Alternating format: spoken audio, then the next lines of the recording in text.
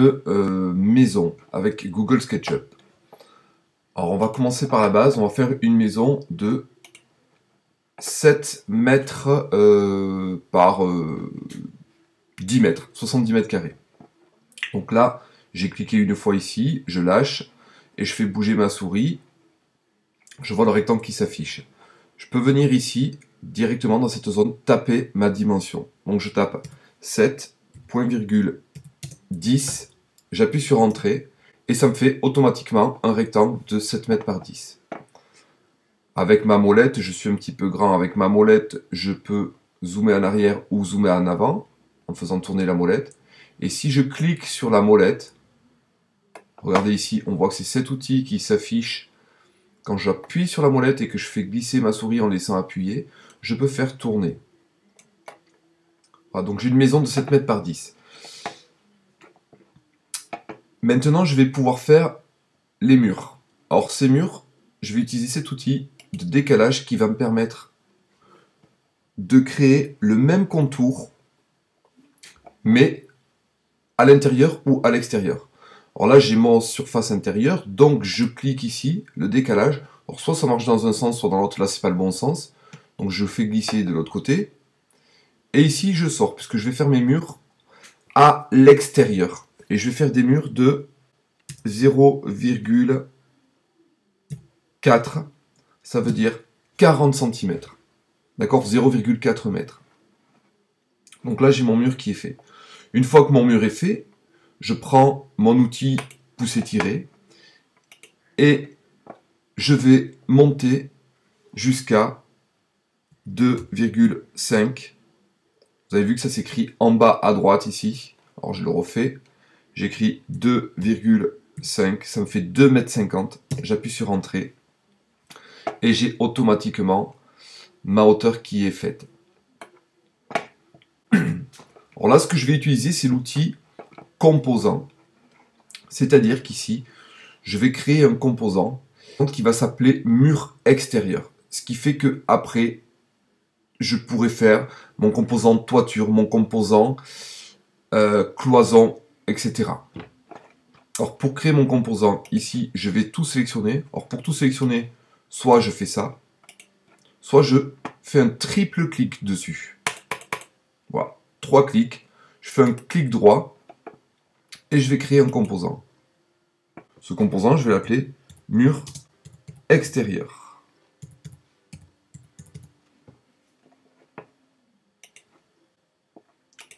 Voilà, c'est fait. Donc, si je veux voir mes composants, mes différents composants qui s'affichent, il faut que je vienne dans Fenêtre, structure. Voilà. Donc dans ma fenêtre structure, je vois ici que j'ai Derrick, c'est le bonhomme, mur extérieur, ce sont les murs. Ce que je peux faire, c'est que si par exemple je veux plus voir Derrick, ici je viens là, je fais un clic droit, et je peux dire soit je l'efface, sinon je peux juste le masquer. Voilà, donc comme ça, je vois plus Derrick. Si jamais je veux le revoir, il suffit de le révéler. Donc je vais le cacher, parce qu'il ne me sert pas à grand chose. Bon, maintenant, dans cette maison, si je veux faire une porte d'entrée. Alors pour faire une porte d'entrée, je vais utiliser un outil qu'on utilise beaucoup, c'est cet outil mètre. Parce que cet outil mètre, il permet de mesurer des distances. Ici, voilà, il m'affiche 7,80 m. J'appuie sur échappe, mais il permet aussi de me tracer des lignes. Donc par exemple, ici, je peux tracer une ligne parallèle. Et si je veux que ma porte d'entrée soit, par exemple, à 1,50 m du mur, je tape 1,5, j'appuie sur Entrée, et j'ai ma ligne à 1,50 m. Voilà. Ma porte d'entrée, par exemple, je veux qu'elle fasse 90 cm, donc j'écris 0,9. Et j'ai de nouveau, j'ai ma largeur de porte. Ici, si ma porte d'entrée, je veux qu'elle fasse 2,05 m, allez, 2,15 m, on va mettre pour toutes les hauteurs de menuiserie extérieure. Donc j'écris 2,15 et j'appuie sur Entrée. Voilà, donc là j'ai une porte d'entrée qui est tracée. Il ne me reste plus qu'à venir m'appuyer sur toutes mes lignes. Et maintenant, je vais trouer mon mur. Ah, vous voyez là j'ai un problème, en fait ça ne fonctionne pas, parce que j'ai fait une erreur. Alors je recommence. Je fais échappe et je fais pomme Z. Pourquoi j'ai une erreur? C'est parce qu'en fait là, je n'ai pas activé mon composant. Donc la ligne que j'ai tracée était indépendante de mon composant. Si je veux travailler sur le composant Mur extérieur, il faut que je l'active. Voilà. Donc là, je suis sur ce mur-là. Là, maintenant, je viens tracer ma porte. Et là, je suis bien dans le composant. Donc je peux pousser, voilà, jusqu'à ce qu'il me dise sur la face. Et il trouve automatiquement. Je sors de mon composant, j'ai fait un mur extérieur. Si maintenant je veux faire une fenêtre... Pour faire une fenêtre,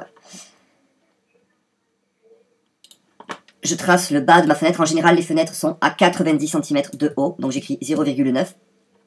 Voilà. Et maintenant, je peux tracer une fenêtre. Si par exemple ma fenêtre était à 1 mètre de ce bord de mur, je viens là, je lâche tout, j'appuie sur 1. Et maintenant, si ma fenêtre faisait, je sais pas moi, 1,20 m de large, j'écris 1,2. Voilà, ici j'ai ma fenêtre. Il ne me reste plus qu'à venir réactiver mon composant, venir tracer ma fenêtre.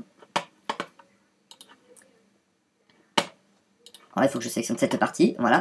Venir tracer ma fenêtre, je zoome un peu en cliquant avec la molette et je pousse jusqu'à ce qu'ils me disent bien sur la face. Si j'avais du mal à aller sur la face, regardez en fait, je peux pousser et je vais montrer ici avec le bout de ma souris cette ligne.